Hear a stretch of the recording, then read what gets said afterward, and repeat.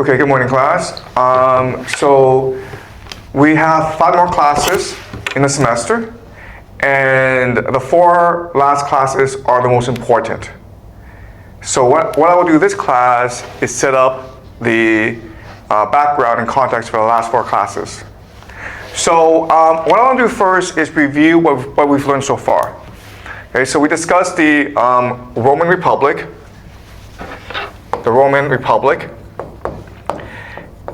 and it was essentially an oligarchy, okay? So oligarchy just means rule by the few. So it's very much like Sparta. It is a war society. And at this point in history, the fact that the Roman Republic was an oligarchy, basically it had about 100 families that commanded it, okay? And these were called the patricians. It was actually to the advantage of Rome, because at this time, Rome was small. It was poor. It was at war, okay? So in other words, even though there was nobility, they were not that much better off than other people. And everyone knew each other. So they were very open, energetic, and cohesive society. And so over time, they became the most dominant society in the Mediterranean. They defeated Carthage, they defeated the Greeks. But now that they're an empire, the fact that Rome is an oligarchy is a huge problem. Because now they are corrupt, unequal, and stagnant. And one way that we know is Roman women just started to refuse to have children. Okay, so they were dying as a society.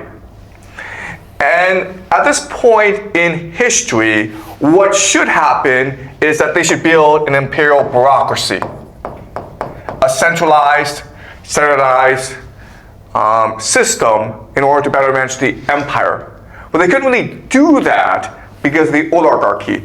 The families, which now are about 50, okay? They refused to give up power. So rather than a centralized bureaucracy, the Roman Empire was in many ways a system in which different families had different territories.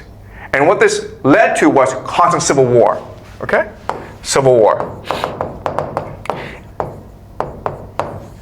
And remember, it started with Sulla, and then it went on to Julius Caesar.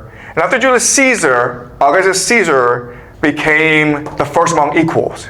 But he still failed to set up the bureaucracy. Okay? And so it kept on leading to war. Eventually, what happened was that Constantine decided, this system doesn't work. So what I need to do is I need to reinvent the Roman people. And you do that by moving the capital from Rome to a new place he calls Constantinople, okay? Which now becomes the Byzantine Empire.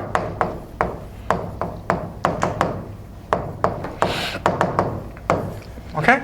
And the Byzantine Empire, now, because it's a new culture, it can now become a bureaucracy. In fact, their official language becomes Greek. It's a Greek bureaucracy. Okay? And this is what we call the Second Rome. At the same time, while this is happening, you have a massive migration of the steppes people. Okay? They're coming into Europe from many different locations. Why is this happening? Because in China, the Han Dynasty is waging a war against the steppe nomadic people. Okay, the people we call the Xiongnu. So they are forced westwards, which forces the other steppe people to migrate into Europe and into Central Asia. Okay? So these people are called the Goths. And this becomes a huge problem for Rome, because their people are not having children, and you have all these massive migration coming in from the steppes. And so what the Romans decided to do is divide and rule.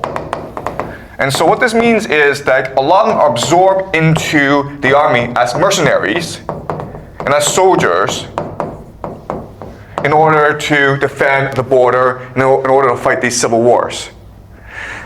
Now, remember in last class we talked about the rise of the Catholic Church, okay? And we discussed how the Catholic Church was, in many ways, being supported by these noble families.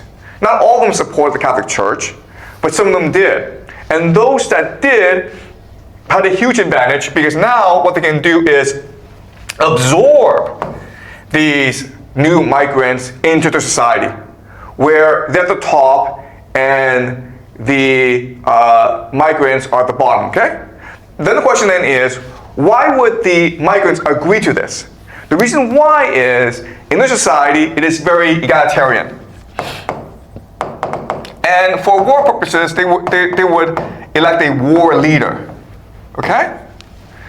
But with this system, the Catholic Church system, this war leader can now become a nobility, okay? They can now join the 50 families to form a new nobility,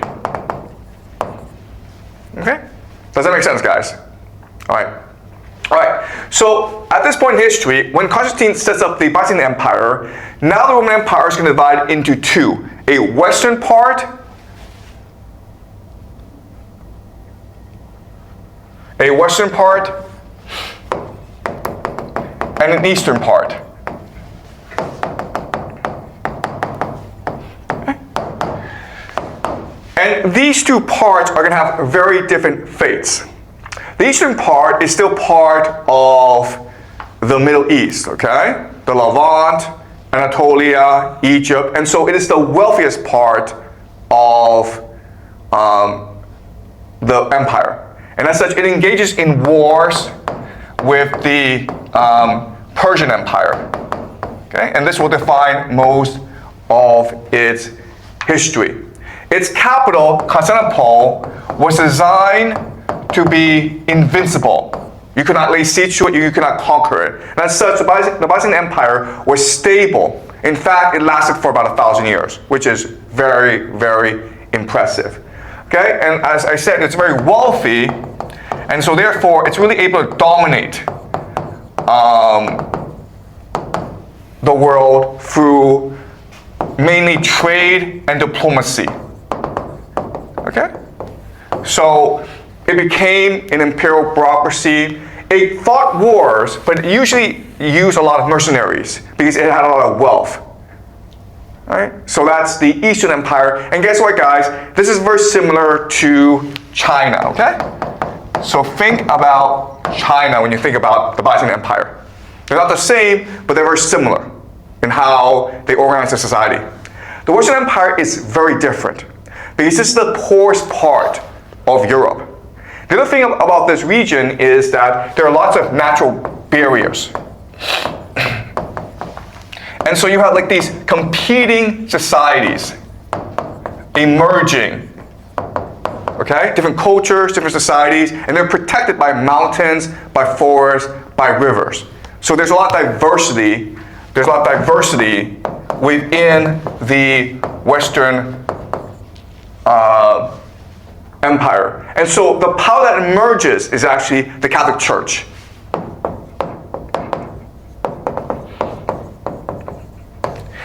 And as Western Europe increases in power and Eastern Europe decreases in power, the Catholic Church will increase in power as well. Okay?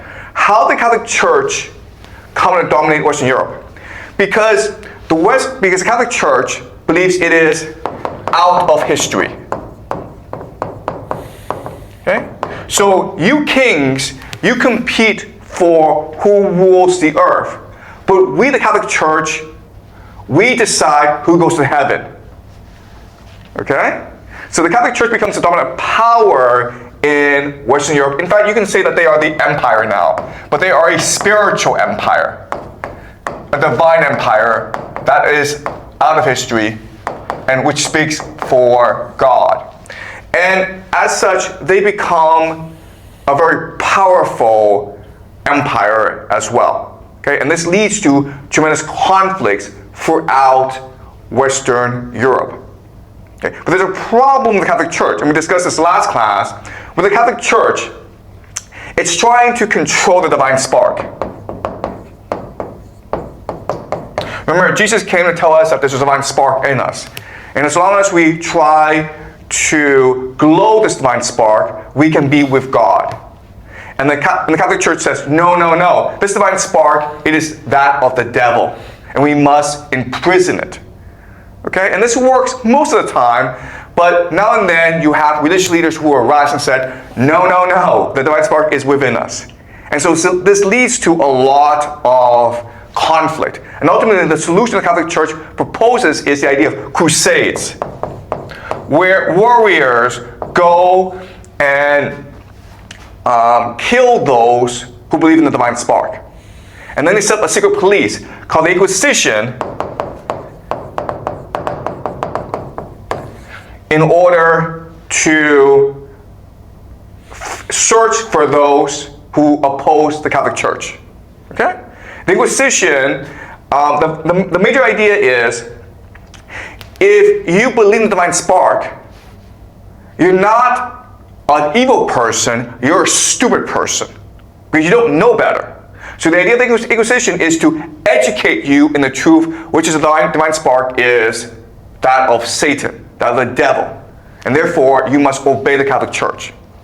But if you insist on define the Catholic Church, then you are a heretic. And therefore, you must burn at the stake before you can pollute other people. Okay? Now, eventually what will happen is that as a conflict in Western Europe gets worse and worse, certain states will break away from the control of the Catholic Church, and they will embrace a new religion called Protestantism, okay? And this is something we'll discuss next class. Okay, so that's the history of Western Europe. Okay.